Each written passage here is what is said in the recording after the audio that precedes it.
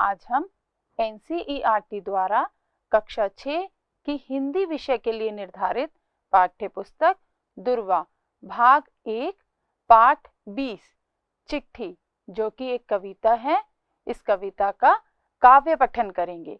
साथ ही इस कविता से संबंधित कुछ रोचक गतिविधियां भी करेंगे। तो आइए चलते हैं पाठ 20 चिट्ठी की ओर। चिट्ठी में है मन का प्यार, चिट्ठी है घर का अखबार, इसमें सुख दुख की हैं बातें, प्यार भरी इसमें सौगातें, कितने दिन कितनी ही रातें, तय कर आई मीलों पार।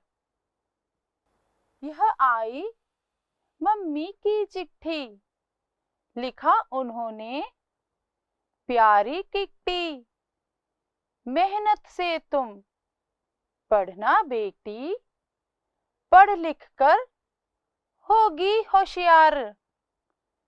पापा पोस्ट कार्ड लिखते हैं, घने घने अक्षर दिखते हैं। जब आता है बड़ा लिफाफा, समझो चाचा का उपहार। छोटा सा कागज बिन पैर, करता दुनिया भर की सैर। नए नए संदेश सुनाकर जोड़ रहा है दिल के तार। तो आइए बच्चों, एक बार फिर से दोहराते हैं। चिट्ठी में है मन का प्यार, चिट्ठी है घर का अखबार, इसमें सुख दुख की हैं बातें, प्यार भरी इसमें सौगातें, कितने दिन कितनी ही रातें, तय कर आई मीलों पार। यह आई मम्मी की चिट्ठी, लिखा उन्होंने प्यारी किट्टी, मेहनत से तुम पढ़ना बेटी, पढ़ लिख कर होगी होशियार। पापा पोस्ट कार्ड लिखते हैं, घने घने अक्षर दिखते हैं। जब आता है बड़ा लिफाफा, समझो चाचा का उपहार। छोटा सा कागज बिन पैर, करता दुनिया भर की सैर। नए नए संदेश सुनाकर जोड़ रहा है दिल के तार। तो यह थी हमारी कविता चिट्ठी। आइए इस कविता से संबंधित कुछ शब्दों के अर्थ जान लेते हैं। शब्दों के अर्थ। चिट्ठी, चिट्ठी शब्द का अर्थ होता है पत्र, खत। हमारा अगला शब्द है सौगात। सौगात शब्द का अर्थ होता है उपहार। हमारा अगला शब्द है अखबार। अखबार शब्द का अर्थ होता है समाचार पत्र। अगला शब्द है लिफाफा। लिफाफा का अर्थ होता है कागज की थैली, जिसमें रखकर पत्र को भेजा जाता है। हमारा अगला शब्द है होशियार। होशियार का अर्थ होता है चतुर अथवा चालाक। हमारा अगला शब्द है उपहार। उपहार का अर्थ होता है भेंट। आगे शब्द है संदेश। संदेश का अर्थ होता है विशेष खबर। हमारी अगली गतिविधि है भावार्थ। इस कविता का भावार्थ जानते हैं। चिट्ठी में मन का प्यार है, वह घर का अखबार भी है। इसमें सुख दुख की बातें और प्यार भरी सौगातें होती हैं। चिट्ठी मीलों दूर पहुंच जाती है। मम्मी की चिट्ठी आई है।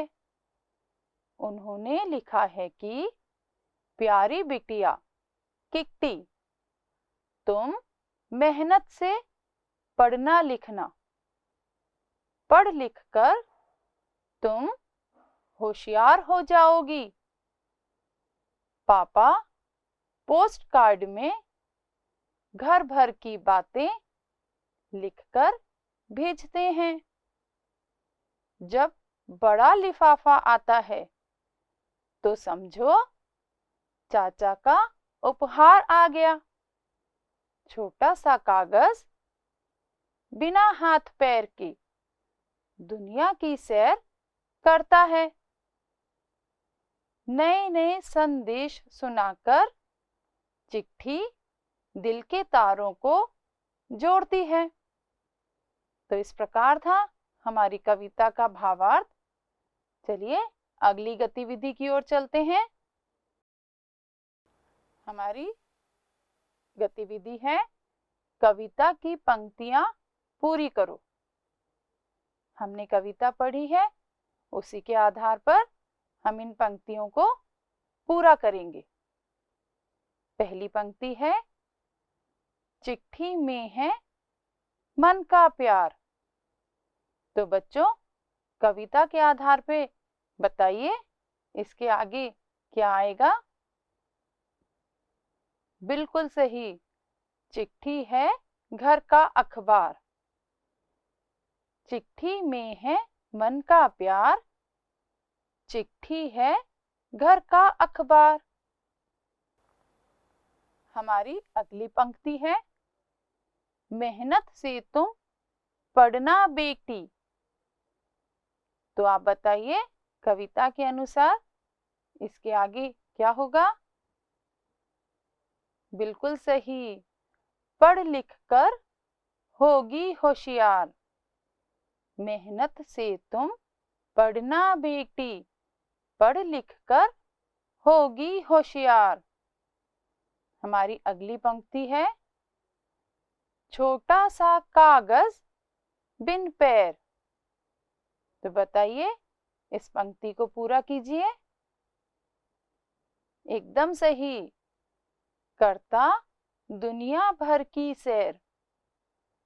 छोटा सा कागज बिन पैर, करता दुनिया भर की सैर।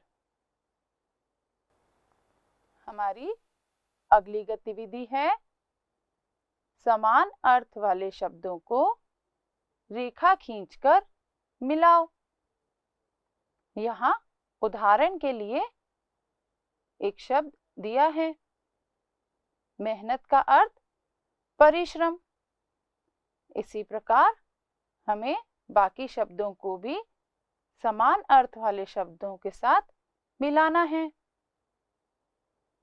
हमारा अगला शब्द है सैर।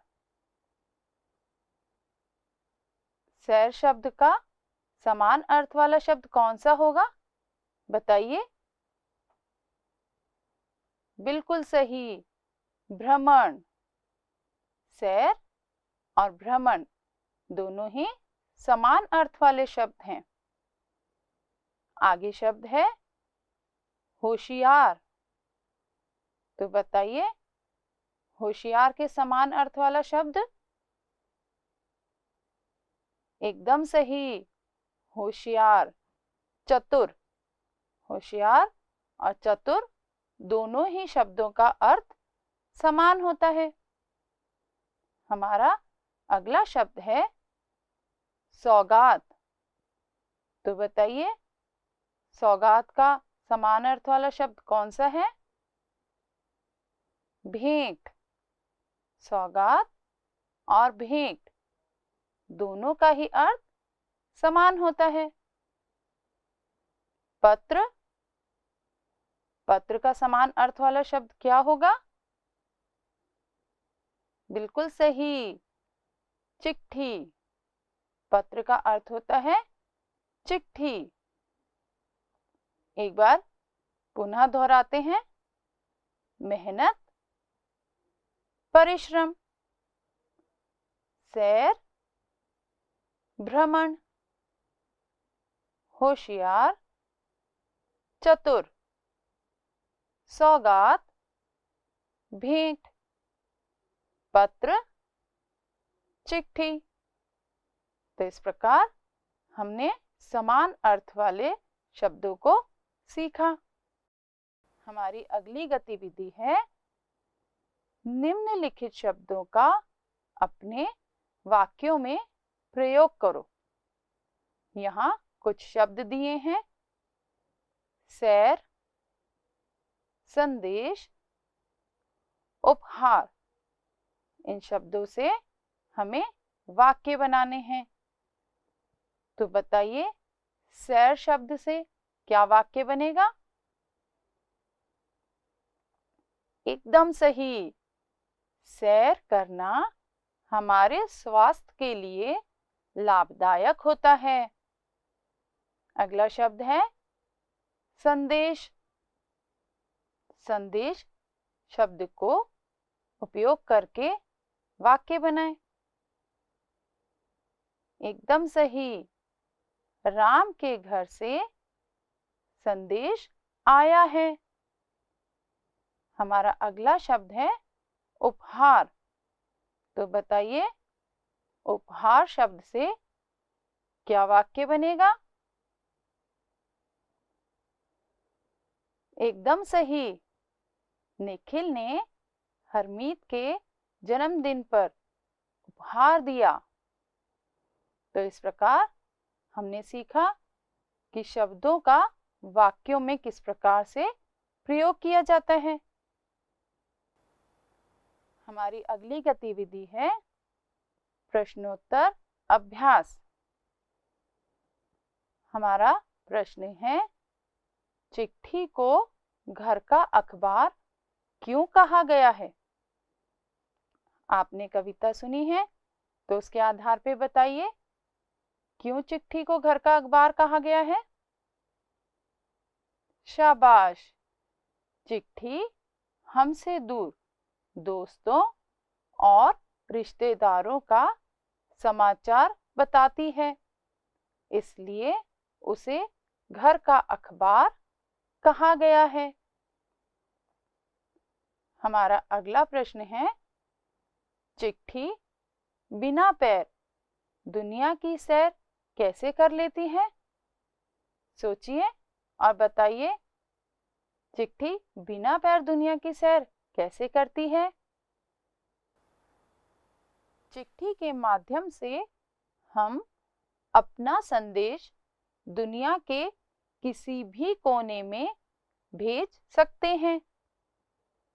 हमारा अगला प्रश्न है, मम्मी ने चिट्ठी में क्या लिखा है? सोचिए और बताइए, मम्मी ने चिट्ठी में क्या लिखा है? बिल्कुल सही। मम्मी ने खूब मन लगाकर पढ़ने की बात कही है। मम्मी ने चिट्ठी के माध्यम से संदेश दिया है कि खूब मन लगाकर पढ़ो।